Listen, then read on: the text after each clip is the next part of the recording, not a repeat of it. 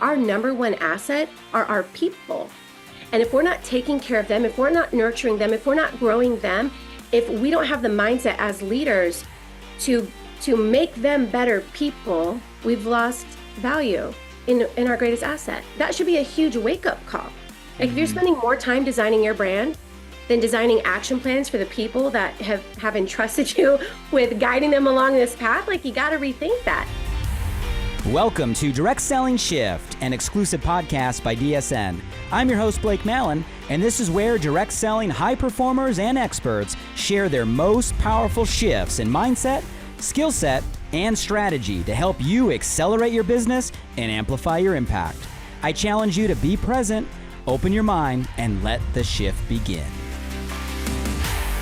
Welcome back to Direct Selling Shift. So blessed to have our guest on the show today, entering her 11th year in the channel. She brings a wealth of experience, actually transitioning from an administrative role in education, teacher, I think even assistant principal, finding her way into this channel now as one of the number one leaders in her company today. She has tremendous skills and strength. I'm talking leadership, creativity, adaptability. I really am a fan of how she communicates. So articulate, transferring wisdom and energy. You're going to feel that in our conversation today. She's collaborated with world-renowned leadership expert John C. Maxwell. We share a mutual admiration and relationship there, anxious to dive in, creating content for this whole channel, and has built teams in excess of over $400 million in revenue. Like, we're talking massive movements here. And she loves to lead by example. And I love how she stays grounded in what matters. I'm talking values, honesty, integrity, authenticity. A mom of four, her purpose to inspire others and unlock their full potential and make the most of every moment, personally, professionally, so she can leave a lasting legacy of love and leadership. So get ready, be present with us. This is going to be an inspiring and informational conversation. Please help me welcome to the show our guest, Andrea Gebhardt. Andrea, how are you doing today? I'm doing really well. Thank you. I'm super excited to be here. And as I'm listening to you read the introduction, I'm just over here like, wow. Because I think sometimes you are just in the work every day and doing the things. And sometimes you forget about how far you've come and the transitions that you've made and the things that have taken place. So I'm feeling extremely grateful in this moment and honored to be here. Well, I feel the same way. Thank you for taking time away from your four and your team and everything to pour into us today. So we don't take that for granted. I got to ask first and foremost, though, are you sitting on the floor? Where are you sitting? Yeah. Are you sitting on the floor? Where are you at right now? Where are you tuning in from? This is okay. So yeah, this is my space. This is where I've built the last 11 years is literally from like right next to my bedside. It's a long running, joke in this industry with a lot of people that I've worked with and mentored.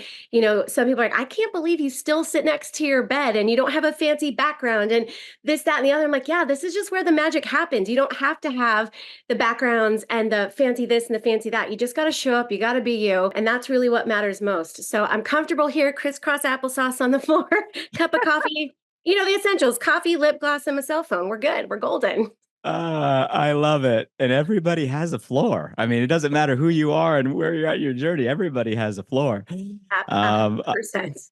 I love it. I appreciate that. And the fact that you just said crisscross applesauce, I think tells all of us a little insight on your background. So did I understand that right? So kind of a career prior to direct selling in education. I think I heard teacher, maybe even assistant principal. Is that where you started? Yeah, it is. I wanted to be a teacher since I was 11 years old. And so went off to school, got those degrees, got into teaching, and I just found my foothold in life there. I just love the opportunity to pour into kids and be a huge part of giving back to my local community. And then I wanted to kind of expand that reach. And so I moved into administration. And then that's kind of where the gateway just kind of opened. I just set my sight on some big goals. I wanted to become superintendent. And then my big life goal is to become the Secretary of Education for the United States of America. Oh, wow. That's what I wanted. That's what I wanted to do. In fact, during my interview for my principal position, the person who was interviewing me was actually my principal when I was a kid. And he said, "Where do you see yourself in 10 years?" And I said, "In your seat." So like start wrapping up. I'm coming for you. And yeah, so education is a huge passion of mine, and it still very much is so today. What grades or levels did you spend the most time teaching? I spent the most time in fifth grade, and I have to tell you that fifth graders are my favorite. So if you have a fifth grader at home or an incoming fifth grader, treasure that year. It's literally, as a parent, like your last beacon of light, because they're still so moldable and shapeable, and they've kind of started to develop a hunger for a little bit of autonomy from like that fourth grade level. And so they're wanting to be a little bit more independent. And so they're really fun to really work with. And then they go into sixth grade and everything changes because hormones kick in. They still don't understand the need for daily essentials like deodorant. Attitude is in full force. So fifth grade is like that last opportunity to kind of shape and mold them and send them off to be better out there in the world. I love that. It's So, true. It's true. so fun fact. So I grew up and my mom was an educator. So she was a teacher for most of it, then a counselor, then a principal. So I come from a family of educator, and her name is Andrea. So she goes by Andy. So anyway, I had to connect the dots there because I'm like, okay, I get And I I got got some to meet your insight. mom. I got to meet your mom. Oh, she is an amazing, amazing lady. I love growing up with a teacher in the household. Now, the principal, hey, that may be transitioned. Once you wear that hat, you never stop wearing it. It comes out when I'm taking my kids to school. It comes out when their friends are over at the house. It comes out all the time as an eyebrow and a finger and a stern voice, and picked up. I believe that. So education, right? You had big aspirations. Sounds like you were an achiever kind of from day one and the path you were on. And then you found yourself in this crazy world of being a direct selling entrepreneur. So tell me about that transition. When in your life did that come? How did that transition look? I'd love to know. It's really interesting, and it's a super fun story to tell because a lot of people assume that when you have achieved success in the industry, that you just got lucky, or you just came in at the right time, or you had some type of, following or skill set that was already in place that helped you to become successful. And my story is like the complete opposite of that. And it's so fun to tell because I feel like it just relates to so many people. But I was in a position where I was teaching full time. I was getting my third master's degree. I had two babies. And, I had a friend reach out about a way to make extra money. And here I was with a baby. Diapers are expensive. Daycare is expensive. And I said, you know what? I know these types of businesses work.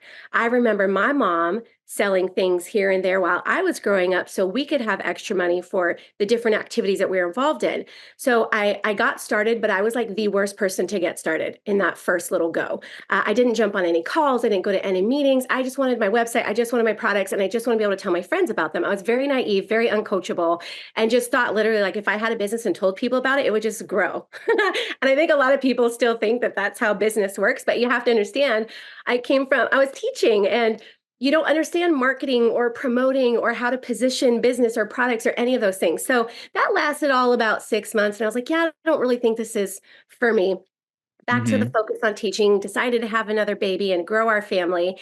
And then I was in a position financially where I was like, oh my gosh, now 3 kids, income hasn't increased, expenses have, need to figure out a way to make some extra money, and got started in a different business. And I literally spent 2 years in that business going to all the things. This time I decided to be coachable. I was on all the calls, went to all the trainings, did all the things, and just had a really hard time helping people see and understand the value of that business and the value of what was being offered. And I would sit at those events, and I would sit in the front row. Like I was a front row kid. I was going to be up there. I was going to absorb. Like if somebody can sweat on me and some seed could develop, like something could like be nurtured and grow, I'm here for it. Cause I could see myself leading from the front. I could see myself in so many of those people's stories. And, it's crazy because I didn't really have success in that business. I didn't. For 2 years, I didn't have any success in that business. However, I learned a lot. I learned a lot about what it takes. I learned a lot about leadership. It actually made me better in my administrative role that I had just started because I was gleaning things that just weren't offered in the educational space. And so I tucked that one away and I was like, yeah, I'm just going to chase that whole like superintendent, Secretary of State thing. I just don't think direct selling is for me. Like, I feel like I could be good at it. I slung Girl Scout cookies like a champion my whole life. Like, why am I struggling here? My feet really hit the fire in 2013 when my student loans started coming due. Mm-hmm. So, put myself through college, 3 master's degrees. It's not free, nor is it cheap. And those student loans started coming knocking, and I was upside down drowning, and I felt this, and I think it happens to all of us. I think at some point we hit these little moments in our lives where we start to really kind of question our journey or question our path, or we ask ourselves things like, how did I end up here? And how is this happening? Because you feel like you've made the right decisions. And I just had this, I remember I was sitting at home and I just finished, nursing my daughter, getting her ready to go to bed. And I was rocking in the chair with her. And I remember thinking like, how is this my life? I did everything I was supposed to do. I went to college, Mm-hmm. graduated. I got a really great job. I extended my degrees. And here I am in this place where I can't afford the basic necessities because I'm drowning in student loan debt. I have a really great job, but I'm capped. Like I'm all the way over and all the way down on the pay scale. And the next increase isn't coming until I become superintendent, for example. And how am I going to make this work? And I suddenly felt, I think there's this thing that happens when this churning begins. You either fall into that failure mode where you feel like a failure, or you turn toward the like fire mode where you have to do something and you have to figure it out. And that's when I was like, I've got to figure it out. I've got to find something. And I literally went to bed that night, looked at the ceiling, and I was like, whatever you have, I'll take it.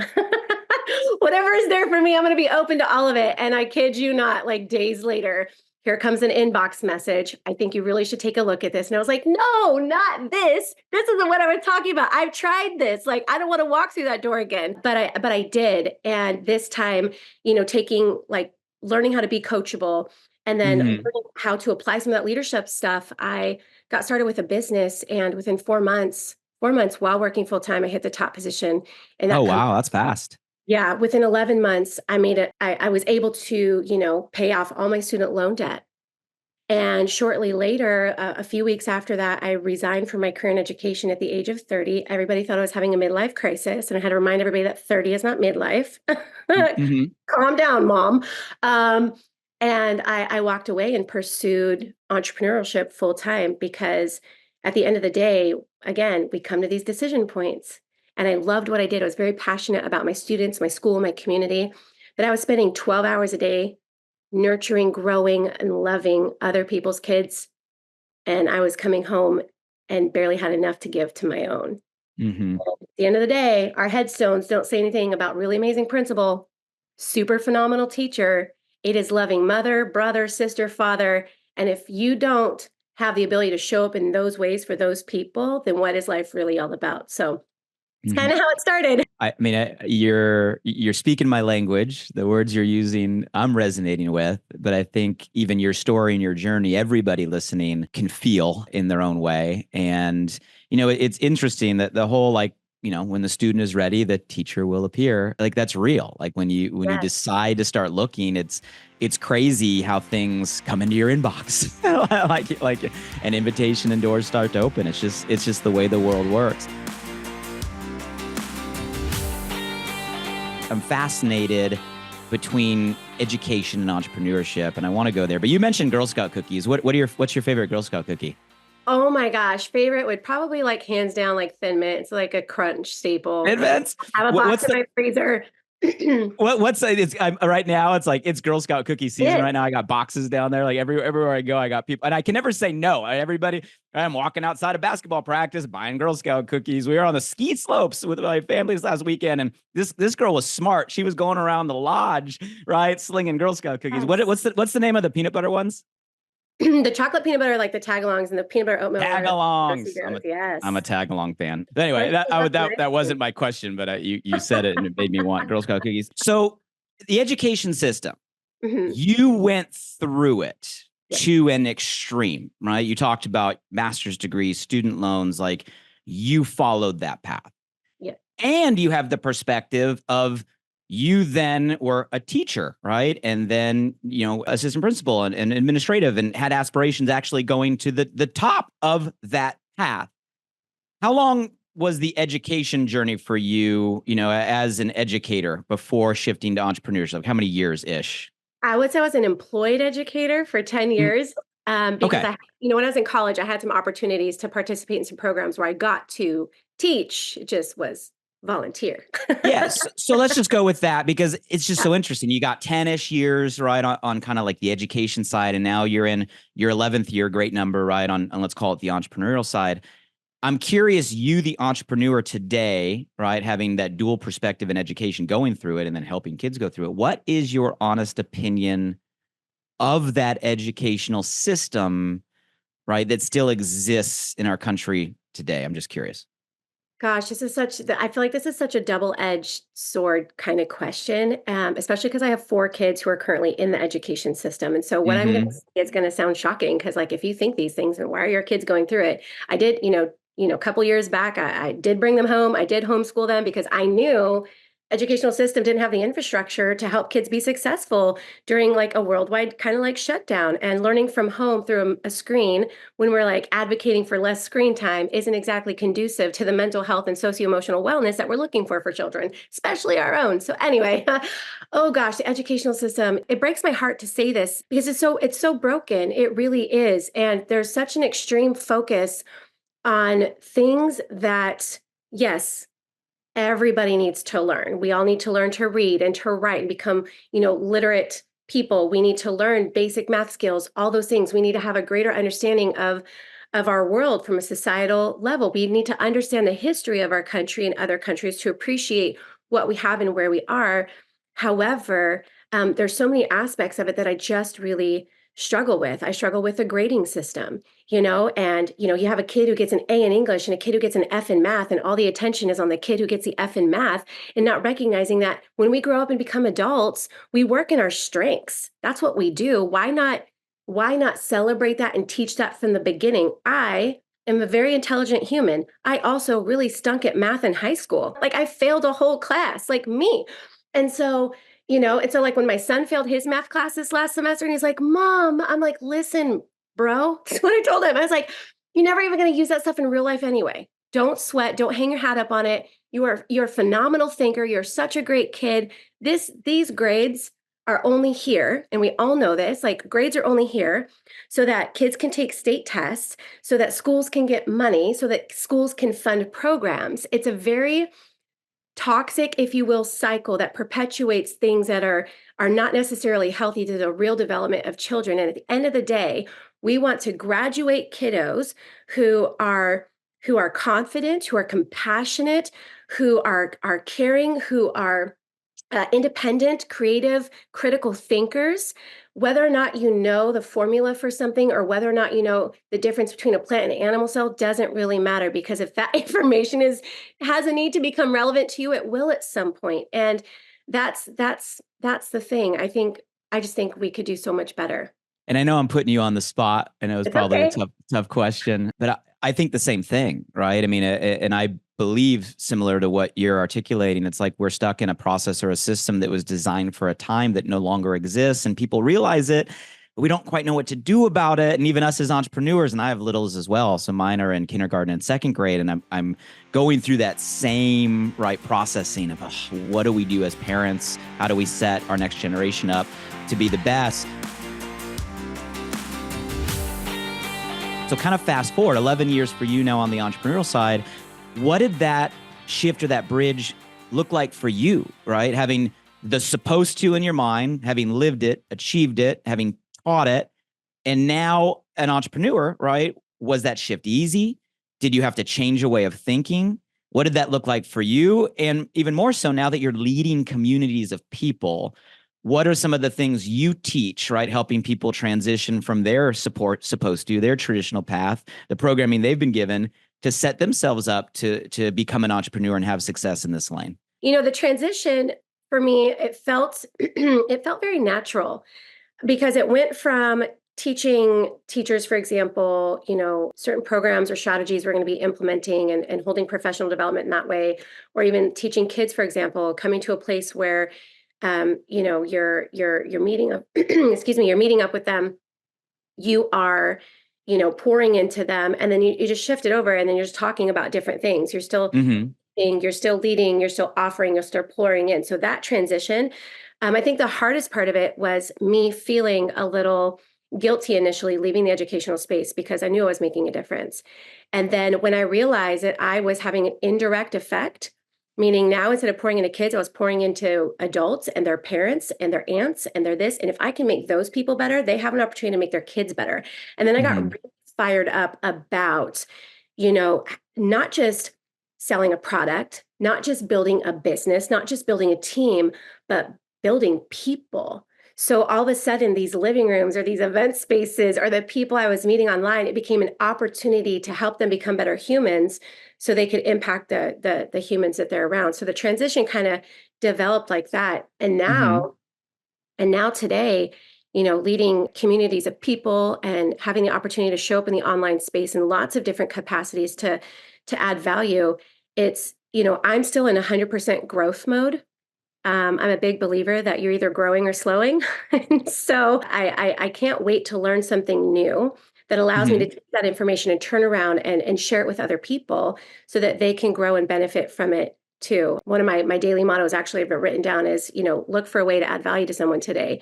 And so any way, an opportunity I can do that, I'm stepping up to it because that's really what this space is about. I feel like the direct sales industry is such a underestimated industry, Mm-hmm. for what the full opportunity for impact really is for people. And there's a lot of blessing involved in that. And I just think it's really incredible. Like once you switch your brain from, selling products to building a business, to building a team, to creating income and all those things, to building people and making a difference and increasing impact, the work changes, the meaning behind the work changes. And because the motives and the mindset shift into a much healthier, more long-term space, I feel like you're so much more effective because it just the authenticity is there. Mm-hmm.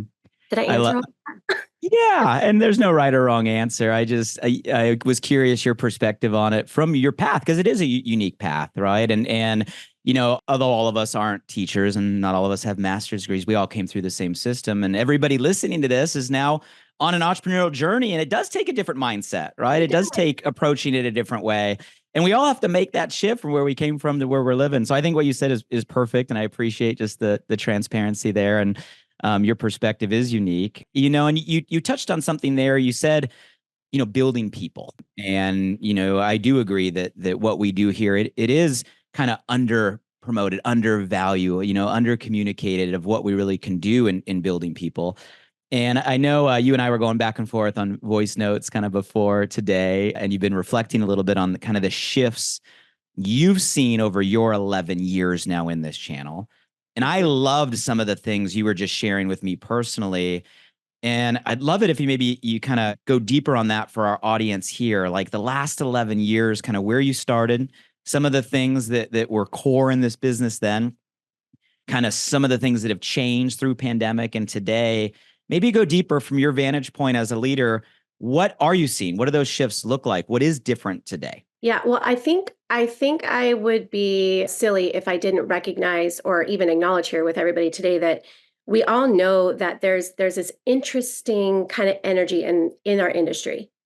And I feel like lots of people are trying to put their finger on it. They're trying to figure out what has changed, what is different, why are we seeing so many people show up differently in our businesses? Why are we seeing so many people struggle in different ways? What is the difference? And as we're trying to put our fingers on it, we're like looking, is it political? Is it the economy? Is it this? Is it that? And we can't quite figure it out because I think that we haven't really brought where we are and where we came from in this industry kind of together to realize, oh, here's the gap. And in Mm-hmm. reflecting on that, I think I believe I might have figured it out. It kind of feels like that aha little bit of a moment. And what I love about figuring something out is it creates, a pathway. It creates awareness, which enables action to kind of kick in, because this is something we can absolutely remedy. And we have the best people in the positions to do it. And that's exciting because I'm a solution oriented gal. So I love that kind of came out of it. But, let's take a look at 10, 11 years ago and beyond that, this industry was built in a belly to belly way.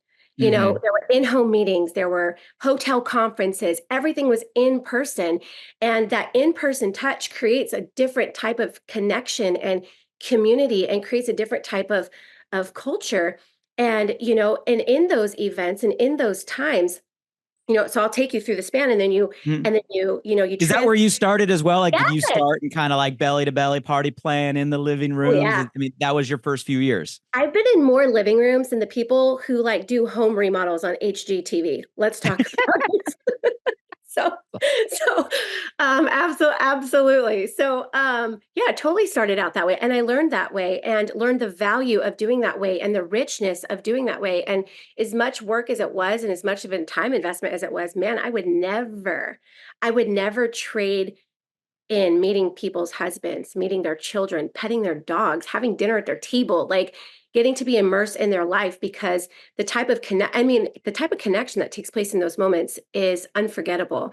And you develop real relationships that are meaningful and rich and carry on for a really long time. You have an opportunity to make big impact that way. So it And was where did one. that change? Like in your mind, where did that change? What years? Why? I think that really started to shift. We saw a turn in that when 2013, 2014, when leveraging social media for your business became like a thing. People are Hmm. posting their businesses or posting their products or really learning how to network in inboxes and Facebook groups and things of that nature. So we saw a little bit of a shift from in-person to inbox. People, inbox Hmm. networking, all that kind of stuff, the interweb, as I hear people call it, makes me giggle. So I saw a little bit of a shift there. And that kind of created a little bit of a disconnect, right? Because now we don't have to necessarily go to an in-person thing, or we don't have to do all this to meet people. We can meet people online. And that started to fuel that. And then we move, we run into the pandemic, and that was like a pew in terms of change, because Hmm. now we can't. So we got real crafty real quick, all of us direct sellers, on how can we build value, add value, build teams, build connections in the online space. So much so that we got really great at it. And lots of businesses everywhere had incredible growth, incredible success during what most people would have perceived would have been a really difficult time to do it, because we adapted so quickly. But a lot of times when communities or cultures or humans even take a strong, adaptive turn, they lose Hmm. sight of the very things that contributed to where they are. They lose sight of the things that matter most, because we found an easier, faster, more efficient way to do something. Hmm. Why you see so many women right now on social media making bread from scratch. Like, it is literally a thing, because we now, we had a big of adaptive term as humans, and we just buy bread. Nobody knows how to make bread, but now everybody's wanting to learn how to get back to some of those basic core principles of survival and living, because they should. And we've got to come back to some of those basic core principles of, direct selling, because we should, because they're important, because they matter. And that's what sets our industry apart from everything else that is out there. I love the words you used on how when we were prior, right, pre kind of this social boom and the pandemic really forcing us all to go that direction. You're Mhm. talking about building people, right? I think you and I were trading, like it was really about service. Yes. And then through this digital kind of explosion, part of that shift, and I'm using your language, right? You're like, it became about self. What is that? What did you mean by that? Go deeper there, because I've never heard it framed that way. And I think that's super powerful. Yeah. And I think that was that moment for me when, when you look at this space pre all of that.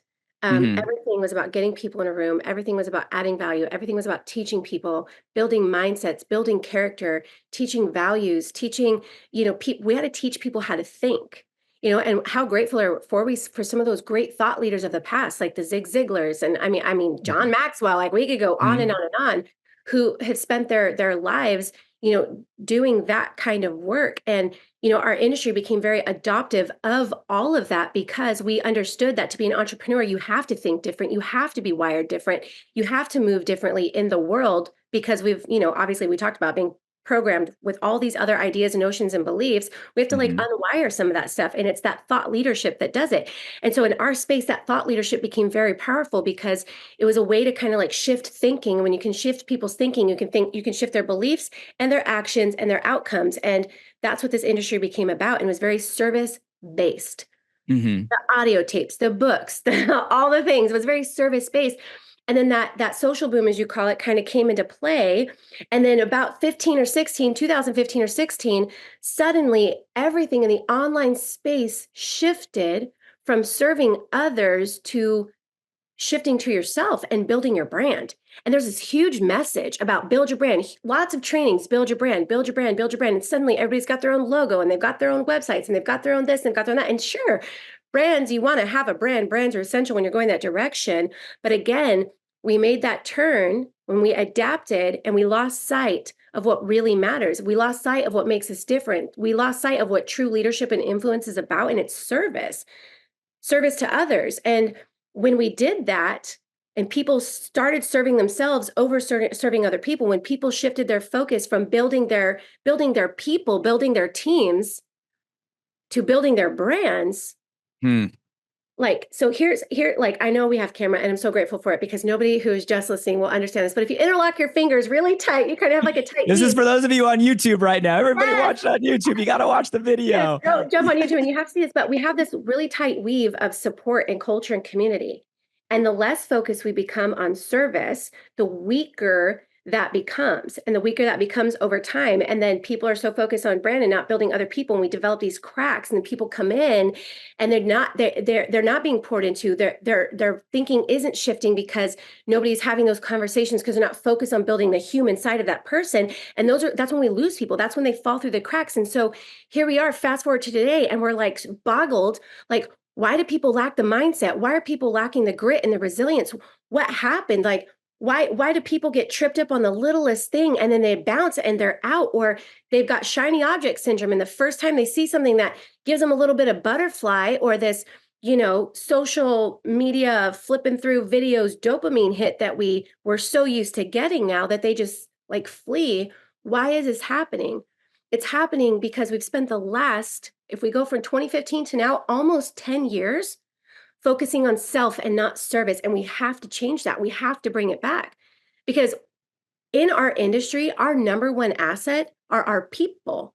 And if we're not taking care of them, if we're not nurturing them, if we're not growing them, if we don't have the mindset as leaders to make them better people, we've lost value in our greatest asset. Like, and that should be a huge wake-up call.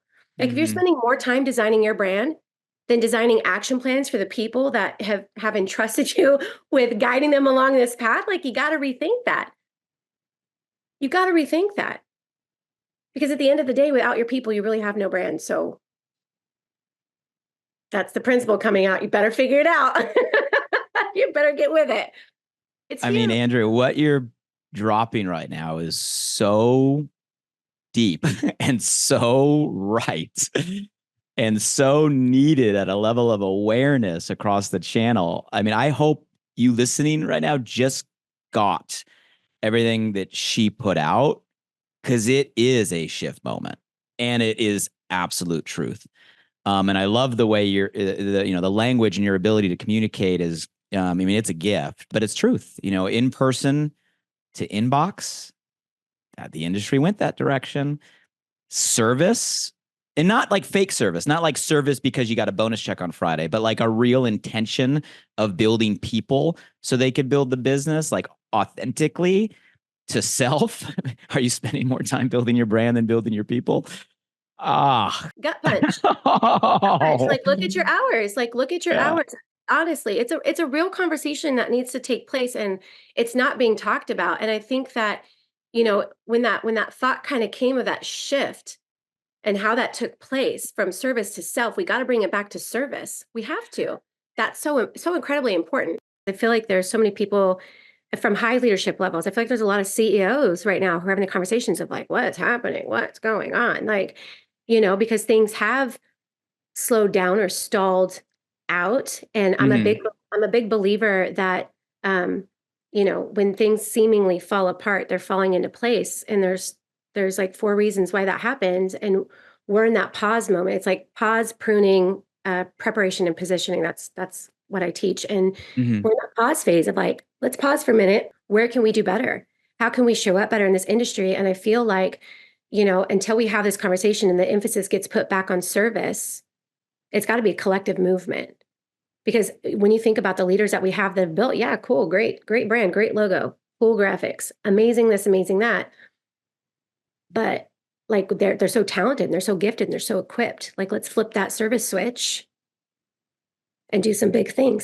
Yeah. And I think all of us, one of the challenges is it worked, right? So like, I mean, it worked. I'm speaking globally across the channel, the shift to social, right? Oh, I don't have to be in the living room as much. I can be in the inbox more.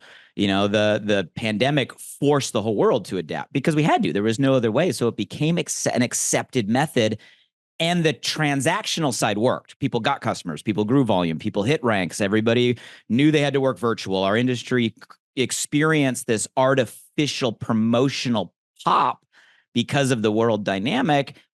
Do you think people in all of that, like, you think people just got lazy? You think people got bought into maybe there is a better, faster way? Like, how much in your mind did the results that were generated in that period create maybe what we're now feeling is not a full realistic expectation? That's a really interesting question. And I love that we're getting to talk about this because again, this is everybody trying to put their finger on, like what happened and how come and why is our company, or have our teams kind of backslided? And we know, okay, your team is always going to fall back on the level of leadership. Your team is always going to fall back on the level of development. And if everybody rode the wave of quick clicks and easy customers and all that type of stuff and failed to add value to their teams because they were so excited to celebrate the growth and the success without strengthening the foundation of what they were developing, here's where we are. Everybody is falling back to their original mindset. Everybody's falling back to their original work ethic level. Everybody's falling back to their original level of leadership. And that right there, take a look at that instead of being like, oh my gosh, the economy this, or, maybe our company doesn't have that anymore, or maybe our team's just, instead of thinking it's a problem with what you're doing and where you are, realize it's a problem with what you didn't do and what you lost sight of and what you didn't continue to pour in during all of that. So you can do two things about it. You can sit here and continue to like complain or be hypercritical of all the external factors, or you can turn inward and realize, hey, you know what? I didn't step up to the leadership plate in the way that I maybe should have. I didn't pour into my team and build those core things in people that they really need to be successful in this industry, like mindset and confidence, belief and resilience and grit. And I'm going to do something about it. And I'm going to dig in and I'm going to dive deep because I want my people to be prepared for that next wave of growth. And I don't just want them prepared for it, I want them positioned for it so that when it happens, they're in a better position in their hearts and in their minds to lead that next generation of business that's going to come from that gigantic wave. And if I do better, guess what? They're going to do better. And when they do better, that next group does better. We have such a rich opportunity here to do it right, to do it in a way that is based on the foundational principles of what leadership is and how we can really leverage that in this space, all at the same time of using really incredible technology and using the online space to build business and creating more opportunity for more people, because we've never had the opportunity at our fingertips and our thumb tips literally like we do today. So if we can bring all these things together, this industry is actually going to rise to the level that it's been predicted to do for so long. You've kind of gone down this path already, but let's go deeper on, okay, so now what? All right. So let's say that everything you're articulating so well, like that is what happened. Like we had this core of culture and intention and people building and connection and community and relationship. We went into this phase of inbox and clicks and then pandemic, which was a whole reset. And people that are now not in the industry 10 years or 11 years, but only in the industry through pandemic, which is probably like half the people involved in the industry, like never had the prior references. So in your language, they haven't gotten right really what they need mindset wise, skill set wise. So let's fast forward. And so here we are today. So what does that mean for us today? I don't want people to misunderstand, because does that mean we don't build the brand? Does that mean we don't do the stuff on social? Does that mean we go all the way back to connection, right? Or like, where in your mind does this level set, kind of old school meets new school, lessons of 10 years ago, lessons of 3 years ago? What are you doing yourself? What are you doing with your team? And how are you bringing these pieces together? What does that look like for you and your community today? I think it's a both and situation. You can do in person and you can do online. You can do building your brand and building your team, because I think that some of the most incredible leaders today are in motion with that. And Mm-hmm. I think that this is where we have to find that balance, because all those things are important. We don't want to raise a generation of entrepreneurs who don't understand the value of in-person connection. We don't want to raise a next generation of entrepreneurs who don't understand, the value and the gift of personal growth and development. Because I will say this to the end of my days, that what you achieve in this industry is really cool. Who you become as a result of being a part of this space is life-changing. That's the real impact. That's the real legacy. And, people are not ours to keep. I saw a really incredible moving reel on this a couple of weeks ago, and it just talked about how people aren't ours to keep. Our children are not ours to keep. Our teams are not ours to keep. But while we have them, let's do a dang good job of making them the best people that they can be. I'm so honored when I have somebody who decides that my business is not a business for them, and they move on to something else, and I get a phone call or a text or a message from that leader in a different company that's like, oh my gosh, this person's got great this. They said you were their leader. Wow, what are you doing? How are you making it? Like, I'm impressed, and I want that. It's when I get messages from high school teachers who are like, hey, I heard this kiddo is yours. Great job, teach. Like, the mindset on this one's incredible. And so I think we have a huge responsibility there. I think we can do both. And I absolutely think that we can. And I think we have to give equal level and attention to that. So my advice for all those people who are newer in this space, maybe you've been doing this just pre-pandemic, you just came aboard, or you just got started in our industry, welcome and hang on. In the last few months, is to really take charge of your growth and your learning as much as we want and we hope and we expect the people around us to step into that mentorship role and provide all of that. We have to also take some form of accountability and be in charge of that for ourselves. And with the world that we live in, the access to the information that we have everywhere, podcasts, YouTube, all over the internet, all over the place. There's no reason why you can't take charge of your own learning and your own growth. And that's my advice. If you're really gifted in something, study that even more and become even more of an expert. If you're wanting to learn or figure something out, learn and figure it out, but get your growth game on right now, because that is something you can control. That is something that you can be in charge of. And that's something that's going to remain consistent, even when the waves of our industry, the economy, politics, whatever it is, are kind of up and down. As long as you remain consistent in that growth and the development, you're going to be okay, because you're going to constantly be like evolving the way you think and the way that you show up. And because you're getting better, everything that was once hard becomes a whole lot easier. And people say, how come you can go through this or this happens and how do you handle it so well? I'm resilient because I've been through the things. I'm resilient because I've continued to show up. I've already walked through the hard stuff, which means we're equipped, right? And I know that everybody who's listening has already walked through really hard stuff in life. So you're equipped. You know how to get through it.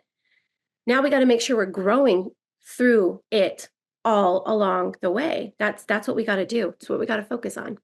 Such good advice. And I love that you took the time to speak to all of those that are new to the channel, whether it's a few months or even the few years. I mean, the reality is we're talking to everybody that's joined this industry since 2020 is kind of in this same generation.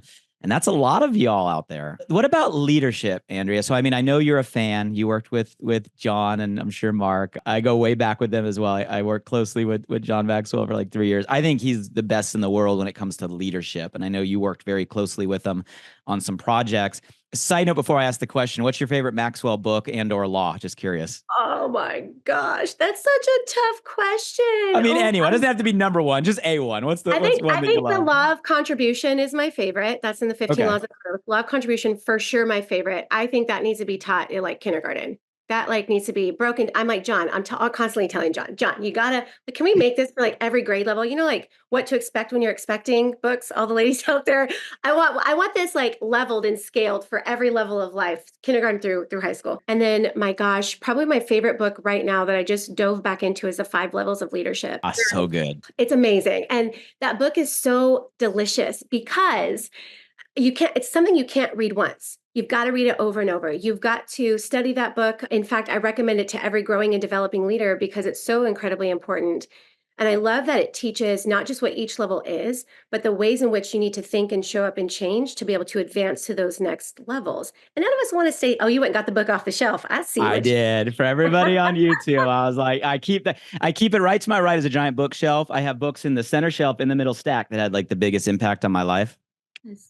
Right. So there you go. It's a good one. So I love that. Was this, and it's relevant to what we're talking about right now. Is this what you would recommend to everybody in this stage based on this conversation? Would this be the starting point if they need a Maxwell book? Hands down, hands down, hands down. And let me tell you why. Go back to like when I told you when I first started in this industry, transferring from education, I didn't understand why people weren't like interested in my products or wanting to join the business. And because might have been a level 3 to 4 leader in my position as an administrator of a school, but here I change over to this industry and I start out with level 1. And until you read this book, you don't understand how that is or why that is. And so yes, absolutely, because everybody needs to know and understand why. When you show up suddenly as a business owner, as an entrepreneur, why it doesn't always take off the way you think it will. And it has nothing to do with whether this was the right decision or the wrong decision. It has more to do with your position of credibility and leadership with others. And so when you can like break that down, it takes the pressure off yourself. And then you just literally have a lifelong roadmap to leadership and success in that book.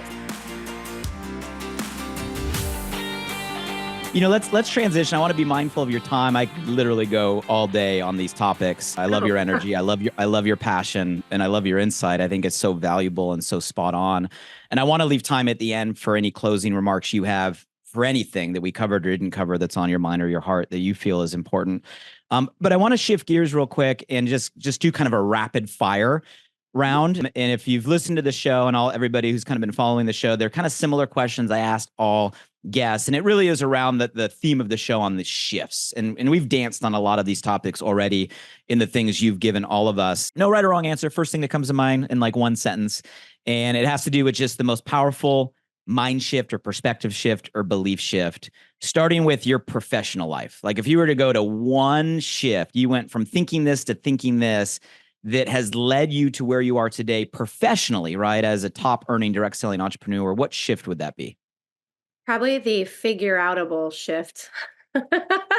That shift of coming to a place and not knowing what to do or not knowing how to move forward or get through something. It just reminded myself that there's a way through all of it. Everything is figure outable. I think Marie Forleo kind of coined that term, but it absolutely is. And that simple reminder kind of like de-escalates sometimes that stress, concern, fear, doubt, worry, and reminds me that there's a way through everything. So I love that because it keeps me moving forward. I love that. I don't know if I could say it, but I love it. Everything is figure outable.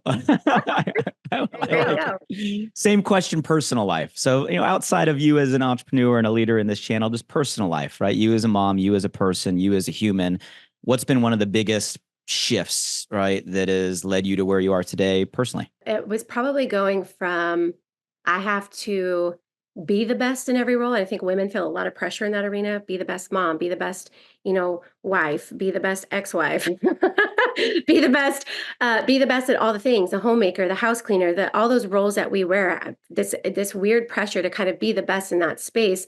Thankfully for being a part of this industry and having the opportunity to be surrounded by such incredible women with different levels of wisdom and perspective, to then having that shift of my best is the best.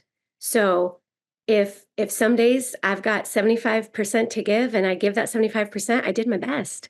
And taking that pressure off myself of being the best to just doing my best and feeling good about that has really kind of silenced some of that mom guilt and that mom shame that kind of can come along at different periods. And it's also been such a great lesson to transfer on to my kids as well. So yeah. So good. So good. Don't try to be the best, try to be my best. And that's within our control. We can all do that. I love that. Last shift is really more of a visionary question, kind of an aspirational question. You know, the great thing about working with DSN is, you know, these conversations really do have the opportunity to go out to every company, you know, every community, you know, across the world that plugs into this platform. And there's a lot of us, you know, last stat I read, I think it's something like 115 million entrepreneurs right now that are using this business vehicle to promote something they're passionate about. Like, that's a lot of people. And I often just fantasize, like, what if every one of us just got on the same page? Every one of us, like, you know, had the same shift. So my question for you is, if you had that power, like you could snap your fingers right now and give every single direct selling entrepreneur everywhere a single shift, what gift would you give them?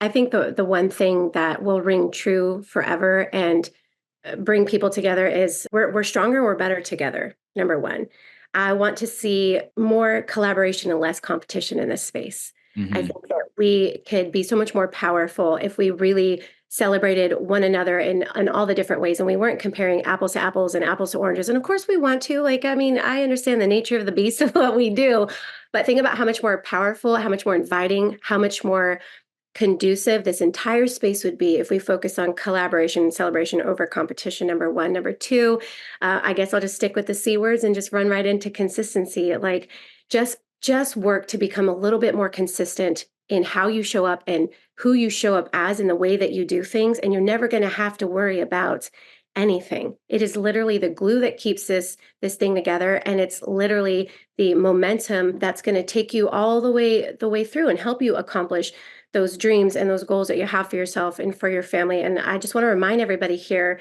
that you are 100% the momentum that you are looking for. So beautiful. You know, I want to get any other closing thoughts that you want to share. This has already been so valuable. I've loved this conversation. I hope everybody listening right now, you listen to this again and again and again, because I do think, Andrea, you've really shined a spotlight on something the whole channel has been feeling over the last few years. And I think even people that joined yesterday or last month can get value understanding the context of what is happening in the world, in this channel, and the teams and their companies today. So, I mean, I hope this gets out to everyone. You know, we covered your education, the ability and understanding that we have to maybe unwire, all of us. Some of the things we've learned are supposed to make the entrepreneurial leap, and that's okay, and that's normal. You've given us a ton on where the industry came from, what we went through, where we are today, and how we got to maybe bring these pieces together. I love your visual for those that are watching on. I think that's perfect. And how maybe we're in kind of a state where things are getting pulled apart, and we got to get back to service. Right. You know, we got to get back to helping people and building people and equipping people to handle what it means to be an entrepreneur. So much today. And I love the shifts that you just gave personally, professionally, in the world. Is there anything else you want to leave us with that either we've covered or something brand new, or just something that's on your heart that you think is super important and powerful for us right now?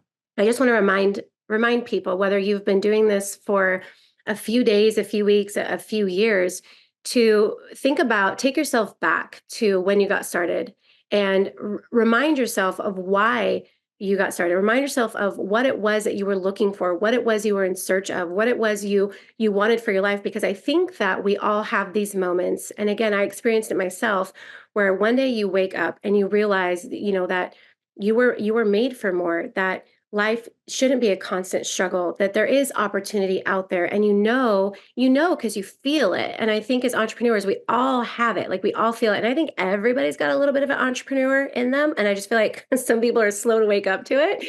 But just go back and remember why you started. And actually, flesh it out, write it down, and look at that. Because that is the core of what made you open up your mind. That is the core of what made you decide to get started. And that one thing will always be at the core of why you continue to do this. I wanted more time with my kids. I wanted more options in life for them. I wanted to be more present. Those are the things. That's why I got started. And to this day, that is why I still continue to show up in the way that I do, because I don't ever want to lose that. I don't want to lose the moments, the conversations, the opportunities to be there, to be with them. And I will fight tooth and nail to help as many mamas unlock that as possible, because that's the richness of life. That's the gift of life. And so to stay very closely connected to that. So when you hear people say stay close to the fire, we're not just talking about stay close to the leadership and stay close to, the systems and the business and the models and all this. No, it is stay close to the core reason of why this mattered to you, because that is when that's what's going to get you through the moments when it's tough, the moments when you feel challenged, the moments when you're experiencing adversity. Come back to that every single time and look at that and ask yourself, like, do I want to give this up? Am I willing to trade this out for this season of challenge? Am I willing to let all of this go because things aren't maybe turning out or working out like I thought they were? And I'm going to promise you that when you come to that moment, the answer is going to be like, heck no. And then you get to like saddle up, harness that energy and redirect all of that stuff to a more positive channel that's going to propel you forward instead of push you back. Like, I'm so done with people allowing themselves to slide back into old ways, to slide back into old habits. You've come forward, keep moving forward. You've never been more capable, more equipped, more intelligent, more able, more anything than you are in this moment right now. So grab a hold of all of that and go make some good with it. Find your fire, stay close to your fire. And Andrea, you are absolutely lighting our fire in today's conversation. If you're alive out there and you're listening, I know you're leaving this chat absolutely on another level. I'm just really looking forward to this airing and getting it out there so that people can just hear it and kind of compose their thoughts around it and hopefully get into action mode. I hope that a lot of people are wakened and shaken and feel called after this to flip that switch for themselves, because I think that it's going to bring awareness like, ooh, yeah, I haven't really been focused on the right things, and it's showing up in our teams and our production. So thank you for having me be a part of today. Oh, I'd love that. We speak the same language and share similar beliefs and values for sure. I appreciate you. You are a light for this industry. Thank you for transferring energy into all of us in today's conversation. Thank you for going deep and maybe some tough questions and offering just some insight that I think can provide so much clarity for so many people right now. You guys, usually at the end of these conversations, I say, hey, it'd be good if you share, like a shift is a gift. I believe all of that. No, we're putting on our teacher hat in this conversation.